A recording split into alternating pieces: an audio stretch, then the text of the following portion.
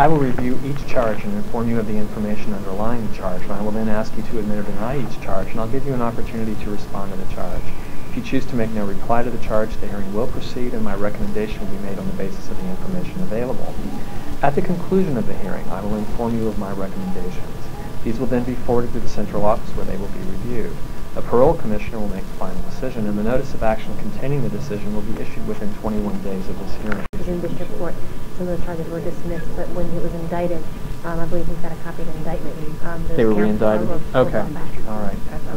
Yeah, Mr. Davies, what I understand from Ms. Baxa is originally, when his case was heard, there was a preliminary dismissal of some of the counts, but when the case was indicted, the charges were reintroduced. So we're still looking at the same ones.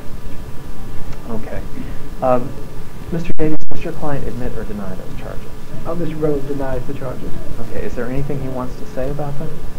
Mr. Bobo is asserting his Fifth Amendment right at this time, given the pendency of the case in Prince George's County. Okay. Felon in possession of a firearm. The preliminary, at the first hearing that we had back in May, you denied those charges. Do you still deny those charges? Yes. Okay. Yeah, Mr. Bobo. Is it the appropriate time for my request? Please. Yes. On behalf of Mr. Bobo, at this time we would request that the final outcome of this hearing be postponed until he may resolve the criminal case in the state of Maryland, maybe by way of writ. We understand there are civilian witnesses here today whose testimony should be taken because they are present. However, Mr. Bobo desires to testify in the present hearing, but upon advice of counsel, he's unable to do so until he resolves the criminal case in the state of Maryland. And also, I think the outcome of the criminal case would assist the Commission in determining the appropriate outcome of the present hearing. All right. I'm going to take that under advisement right now, Mr. Davies, and I'm only going to comment on this. I have not made a finding on any of the charges yet, and I want to make sure you understand that, Mr. Bobo.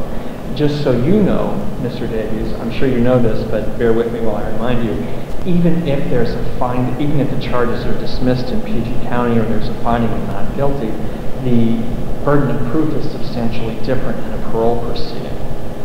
So while it will be certainly relevant what happens in any ancillary criminal charge, it doesn't control the parole commission. I'm just saying that just so you know that for your information.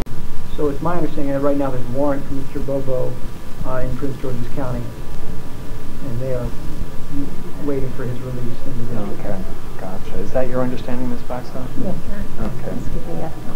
Whatever. Sure. Okay.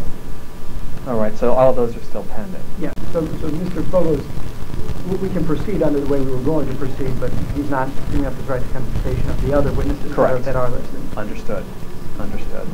Just for the record, I want to make it clear that by proceeding under that arrangement, Mr. Bobo is in no way giving up his right to confrontation of any other witnesses. Can you tell me what the legal status is of these charges, please? At this time, Mr. Bobo was out on a bond pending the trial in Prince George's County Circuit Court. He was picked up on the warrant from the United States Parole Commission. So you haven't had a trial? Exactly. And unfortunately, Okay. Mr. Bobo was unable to attend court in Prince George's County because he was held in the District of Columbia. We haven't had any convictions, nor have we had any acquittals or dismissals. That's correct. Is that correct? This is an administrative hearing, and the rules limiting the type of evidence admissible in a criminal trial do not apply. What I'm going to do now is call the police officer in, and I'm going to ask for the police officer to provide her testimony. Now, Mr. Bobo, here's what's going to happen. I'm going to bring the police officer in. I'm going to ask Ms. Baxa to move to the other side of the table so I can have the police officer sitting next to the tape recorder. And then I'm going to ask the police officer what she knows, where she saw you before, what information she knows about the case, anything that's important to the Parole Commission about you and these facts that have been presented here, these allegations. Then, when I'm done, Mr. Davies is going to be able to cross-examine her to ask any questions on your behalf. I may have some follow-up questions for her, and then Mr. Davies may have some follow-up questions. After we've both gone back and forth and we've asked all the questions that we want to, then I'm going to dismiss that police officer. Now, we don't have the victims here today to testify, so it is unlikely that I will be able to issue a recommendation to the Parole Commission because you've got the right, you have to have the opportunity to confront the people who are making allegations against you. So what I am going to do today, though, is preserve the testimony of Officer Smith, certainly find out what she's got to say, and I'm going to ask Ms. Baxa if she knows anything about the case, if she's talked about the case with you, or if she knows anything that the Parole Commission should know about the case in her opinion.